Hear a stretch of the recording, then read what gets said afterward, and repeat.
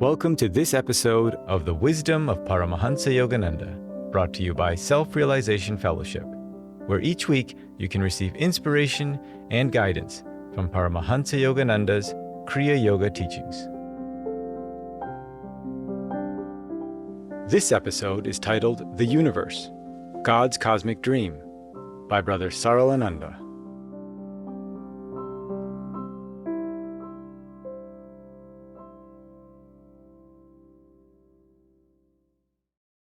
Good morning. It's interesting how when we sleep and dream, our subconscious mind can create a whole world for us.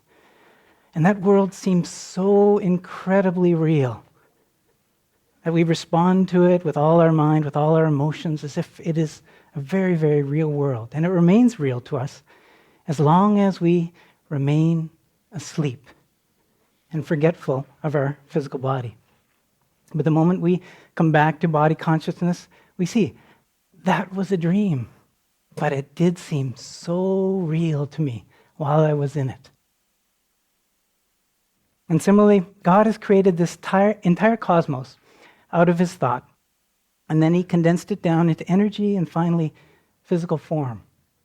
And here we are, his children in these little bodies, playing our temporary role in God's dream. And it seems like the ultimate reality. It seems so very real, as long as we are forgetful of our soul nature. Through meditation and right living, we can gradually learn how to experience the expanded state of our soul consciousness. And then we begin to wake up from this dream into the finer and ultimate reality of God's living presence. In life, each one of us has had some pretty intense dreams at night, haven't we? Some fairly strange dreams. And, perhaps we dreamt that, we were seriously injured, or we were shipwrecked on some island somewhere, or perhaps something even worse than all that. Perhaps we dreamt that we lost our brand new cell phone.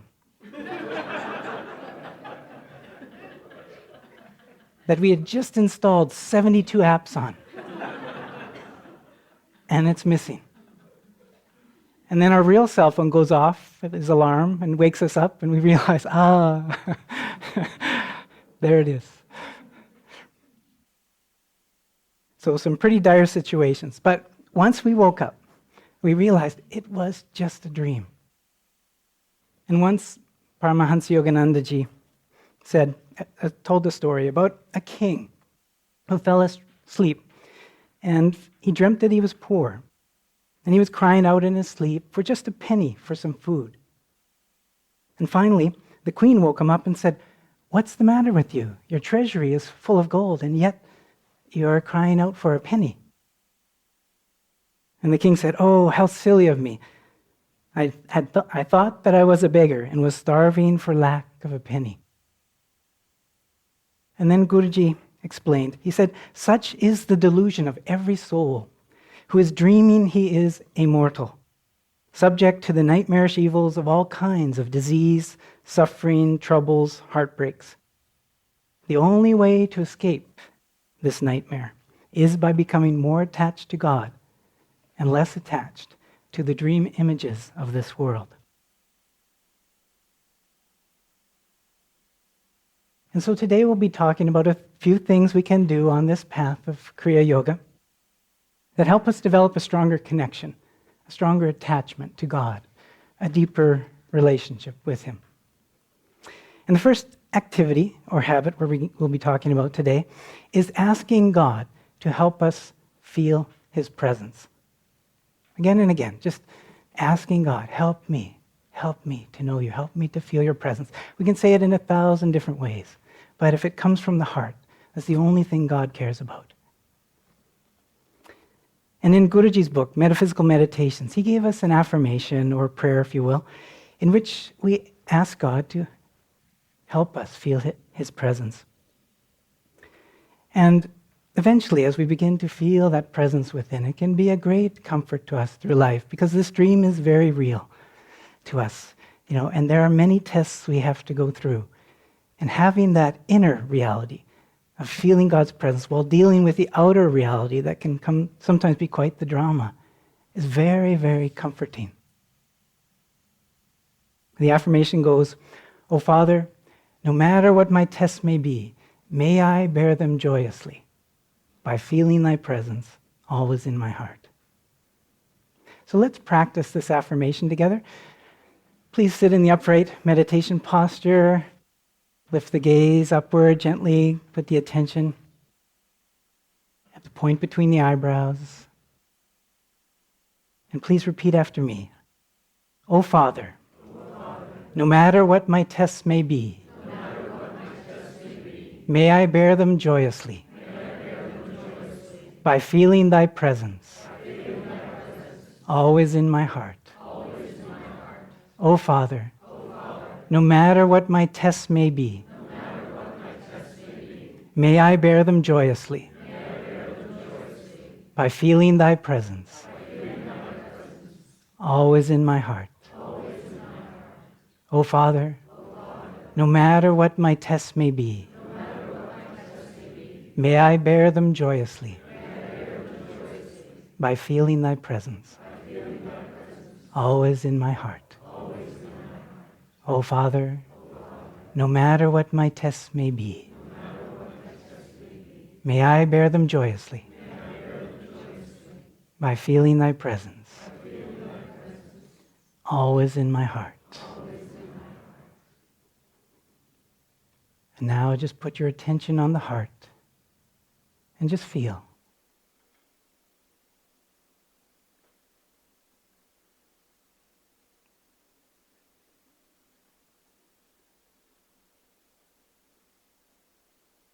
As we wait with our attention in the heart, gradually, one day we'll be able to feel that living presence of God as peace within us, or love or joy.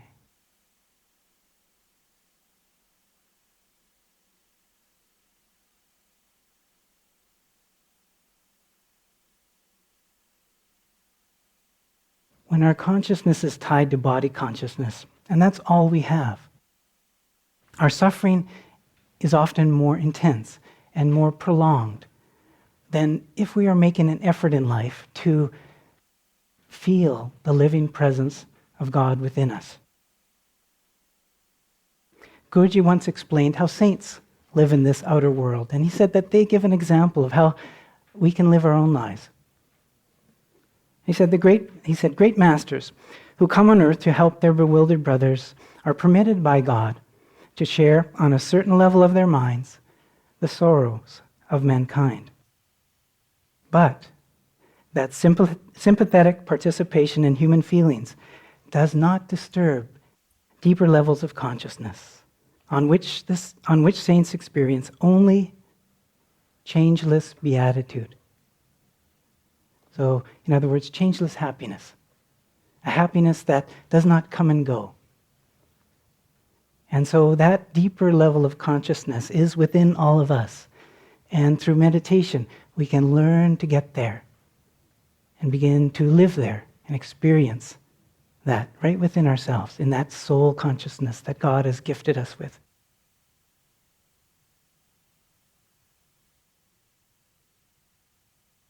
Guruji once said, "Everything here is nothing more than God's motion picture. We are the players.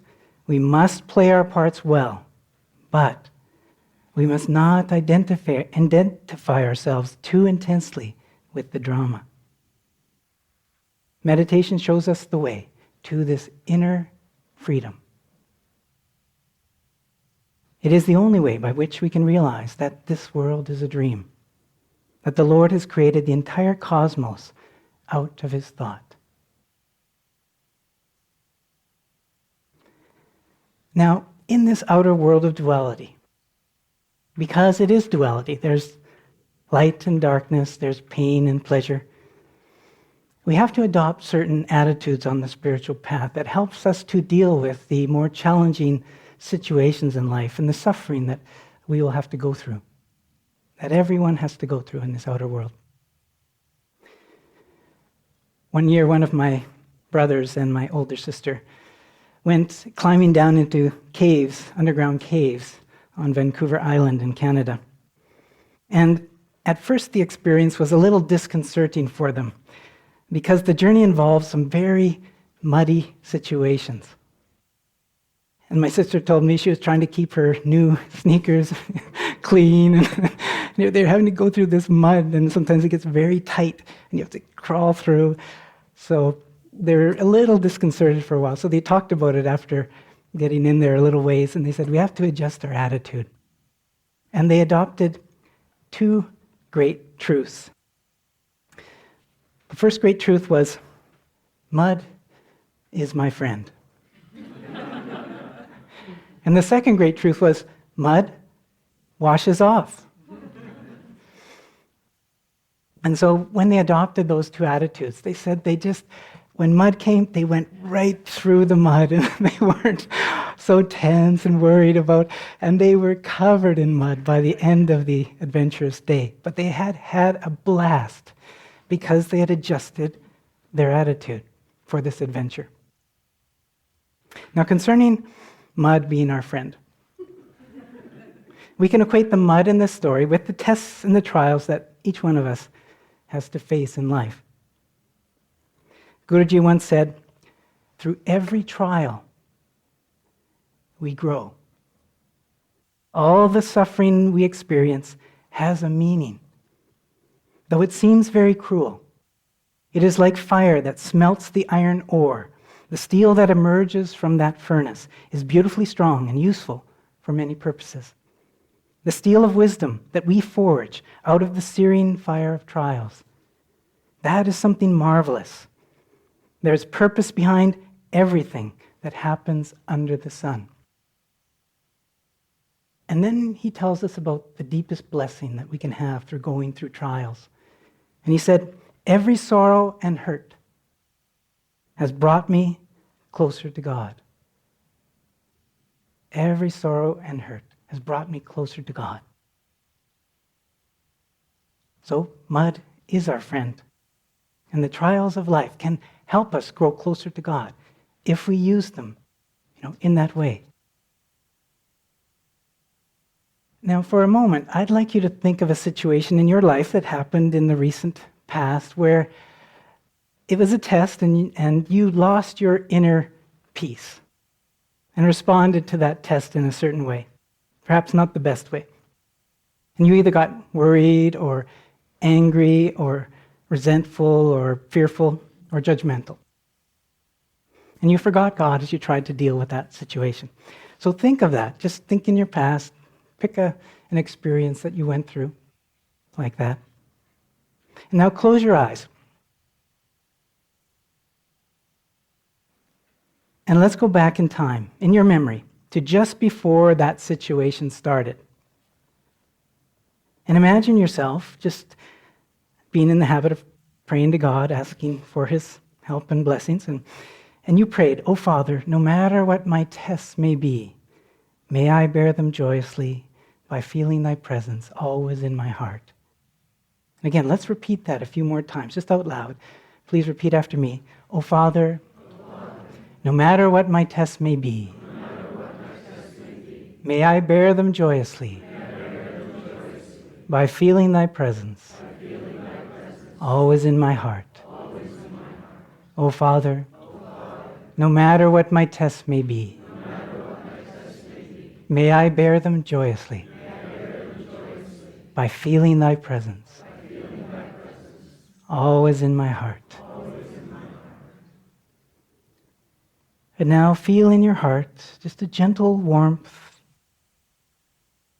the love and joy of God just there in your heart. Feeling God's presence. And now in your mind's eye, see yourself going through that same challenging situation again. But this time, in addition to the outer situation that was very challenging, you're feeling this gentle, abiding feeling of God's love within your heart at the same time. And in your mind's eye, see yourself responding differently to that situation. Because you're feeling God's peace, you're responding with less stress, with more calmness, more thoughtfulness, more patience, perhaps, more understanding, because you included God in that experience.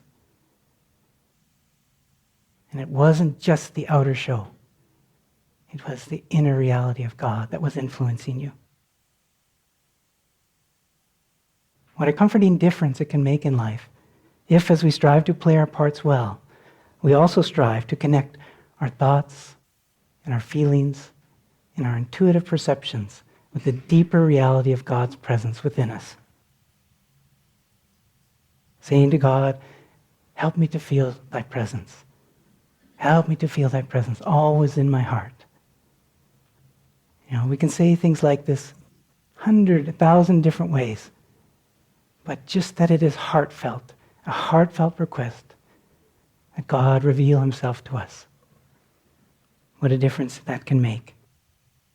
And growing our relationship with God in this way helps us to gradually wake up from that feeling that this world is the only reality.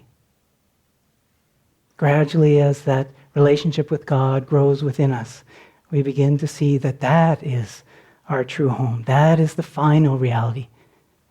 And this outer show is a temporary show that God has put us in. But we are going home. We are going home to that deeper reality that is beyond all the suffering of this world and knows only the joy, the peace, the eternal bliss of God.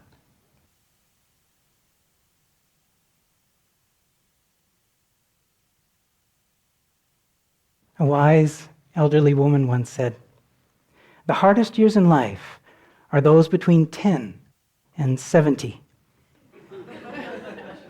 And so if you're celebrating your 71st birthday this year, or even more, congratulations.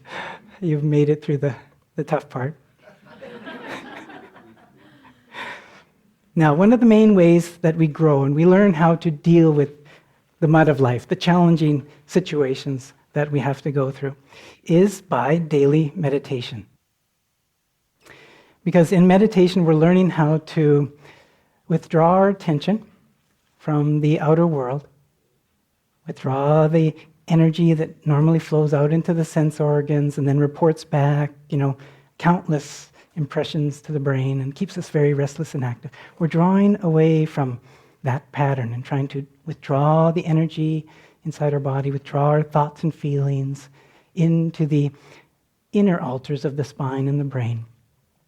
And if we're able to achieve that, then intuition begins to really blossom and we regain the ability to feel God's presence within ourselves.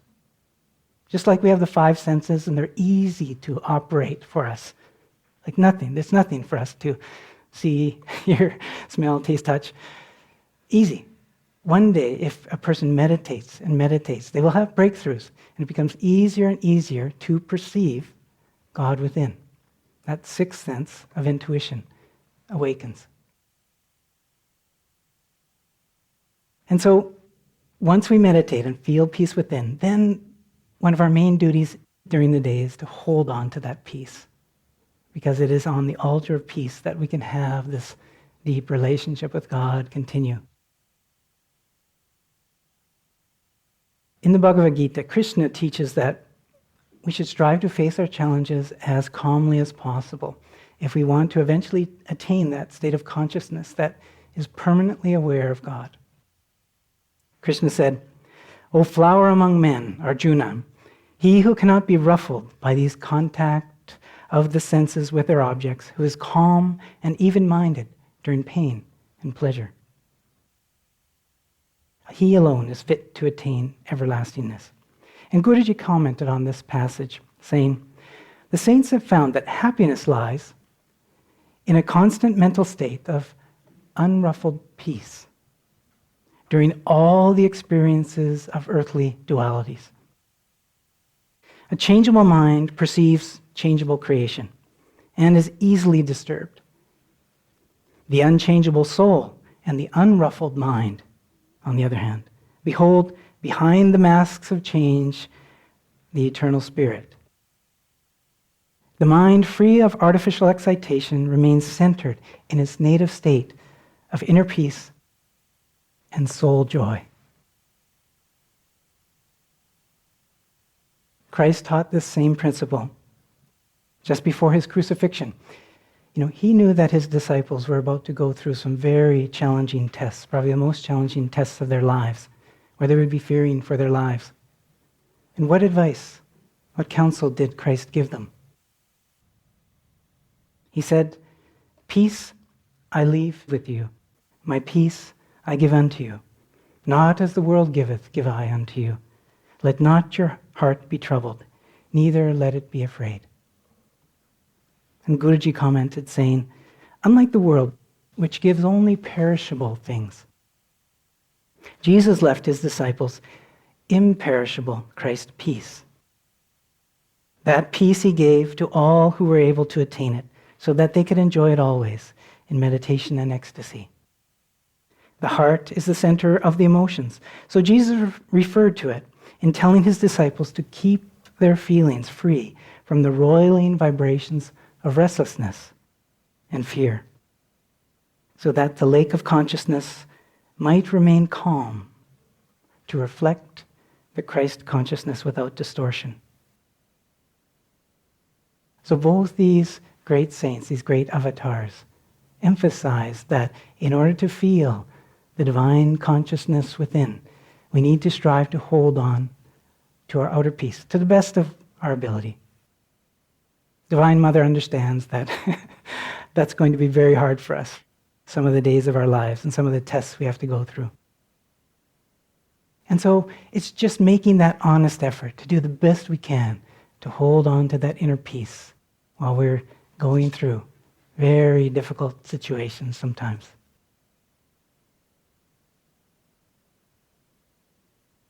Part of how we awaken to God's presence is by practicing scientific meditation techniques. And these techniques are taught in the Self-Realization Fellowship lessons, as most of you know. And the lessons are a course you can subscribe to and receive lessons to your home, mailed to your home on a regular basis.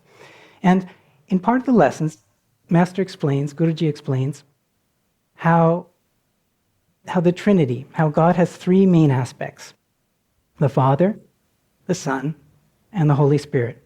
And in the Hindu scriptures, it's called Sat, Tat, Om. And of those three aspects of God, it is the Holy Spirit, the Om vibration, that is the easiest for us to first commune with and perceive within. And so we have a technique lesson. One of the lessons is a technique lesson on the Om technique. And so if you haven't reviewed that technique for a while, then it's good to review it once a year at least, to just cover the basics and make sure we're practicing that very, very powerful special technique as accurately and correctly as possible. Guruji said,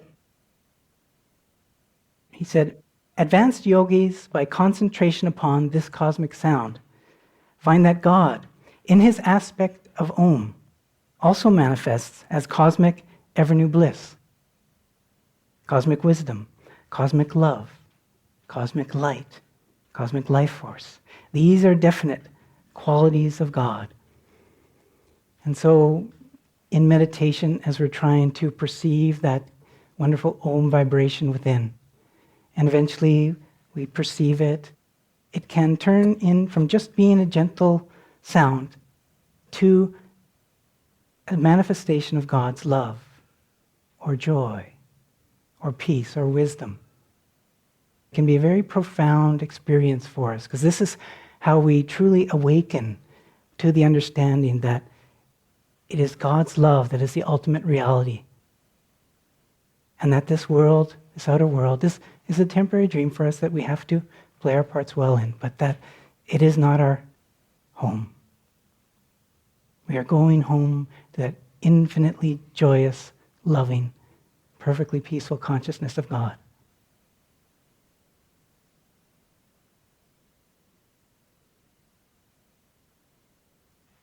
Once our late beloved President, Sri Dayamata, had a life-threatening medical emergency. And she was rushed to the hospital. And in the operating room, she was given an anesthetic, but she was still aware of what was going on. And just after the surgeon made his first cut into her body, she heard him say, "Uh-oh." Now, as you all know, "uh-oh" is a very technical surgical term. It means that the surgeon hopes that the patient believes in reincarnation. And I think we can all agree that that kind of sound while you're laying on an operating table from your surgeon is not a very comforting sound. Now, after the doctor made his first cut into her body, he was able to see inside, and he saw that the problem that they had diagnosed, it was different, and it was much more serious. And so he had to change the operation kind of on the spot. And he was a very talented doctor, and God's grace and blessing were there, and so it turned out to be, a successful operation. But that's why he said, "uh-oh." Now, at the moment he said that, Dayamata started to have an experience of the comforting, divine Om vibration, the Holy Spirit. And she said, "I heard the great Om, the great sound of Om engulfing me, pouring over my being. What joy I felt as my soul melted into the love of Divine Mother." So what a contrast. Focusing, if the consciousness was just focused on the outside, and that's all the experience she had, a person could get pretty worried in that situation. But then if you have the inner reality of God's abiding presence, and you have some perception into that, through that Om vibration. Again, she said, "I heard the great sound of Om engulfing me, pouring over my being. What joy I felt as my soul melted into the love of Divine Mother." And that is going into the final reality. That is waking up from the dream and understanding that we are souls made in the image of God, ever communing with God, with His love, with His peace, with His joy. And so, as we practice all the different aspects of this path of Kriya Yoga, we're moving towards that state where we will be awakened, and we will become awake in a very profound, a very intense, a very wonderful way to God's presence within. And so it's simply for us to continue to do the basics of the spiritual path daily, where we are trying to meditate daily, and then we are trying to hold on to that inner peace. And we can practice asking God from the depths of our hearts, "Help me to feel thy presence. Help me, Lord. I need your help in this. Bless me. Help me to feel your presence." And as we go on, that magnet in our heart that begins to draw God's response, that sincere longing to feel God's presence, then He comes and He awakens us bit by bit to the wondrous, consciousness of our soul and its eternal communion with God.